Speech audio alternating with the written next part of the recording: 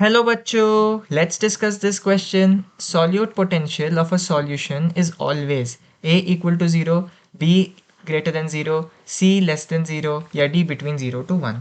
इस क्वेश्चन को सॉल्व करने का जो की कॉन्सेप्ट है वो है आपके वाटर पोटेंशियल और सॉल्यूट पोटेंशियल को समझना, और एक होता है प्रेशर पोटेंशियल, लेकिन इस क्वेश्चन में हमें उसकी ज़रूरत नहीं पड़ेगी।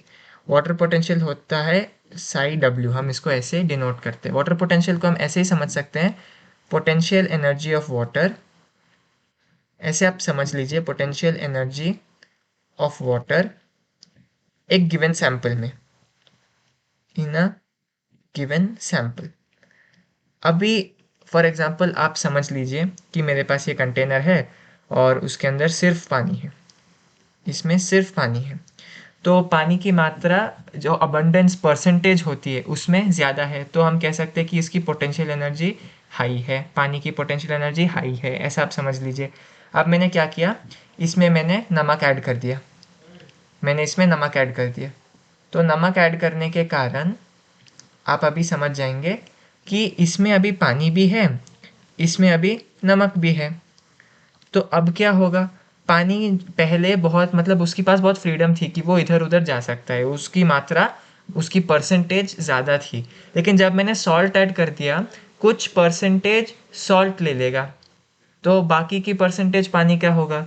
तो compare to first case, second case में पोटेंशियल एनर्जी कम होगा। अगर फॉर एग्जांपल हम मान ले, पानी की परसेंटेज को अगर हम मान ले, तो फर्स्ट केस में 100% होगा, और सेकेंड केस में आप मान लीजिए अगर मैंने सॉल्ट ऐड कर दिया, वो घट के 90% हो गया, 10% सॉल्ट था।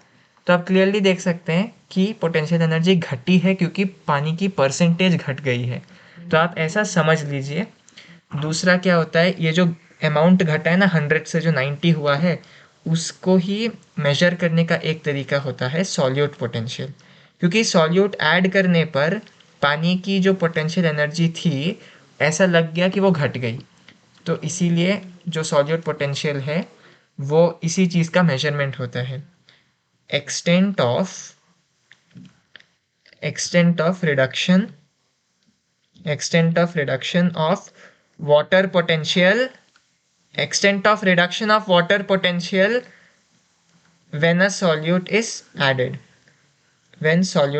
तो आप देख सकते हैं इस केस में 100 से 90 हुआ, मतलब 10% घटा है, तो इसीलिए सॉल्यूट पोटेंशियल हमेशा नेगेटिव होता है when solute is added। तो इसीलिए हम कहते हैं कि ये ऑलवेज नेगेटिव होती है। पहले पानी 100% था, अब सॉल्ट ऐड कर दिया तो पानी की मात्रा 90% हो गई, क्योंकि सॉल्ट 10% ऐड हो गया। तो ये जो 10% घटा है ये नेगेटिव है, इसीलिए हम लिखते हैं कि extent of reduction of water potential when solute is added, तो ये ऑलवेज नेगेटिव होता है। और क्यों घटा ये हमने एक्सप्लेन कर दिया है कि पानी की अबंडेंस घटने के कारण या पानी की परसेंटेज घटने के कारण उसकी पोटेंशियल एनर्जी भी घट गई है। तो ये एक इम्पॉर्टेंट पॉइंट है कि जो सॉल्यूट पोटेंशियल है वो ऑलवेज नेगेटिव होता है। तो अगर हम एक क्वेश्चन देखें तो हमें बस solute potential of a solution की बात की गई है, हमने देखा ऑलवेज नेगेटिव है, या फिर हम इसको ऐसे भी लिख सकते हैं लेस देन ज़ीरो हमें लिखना है।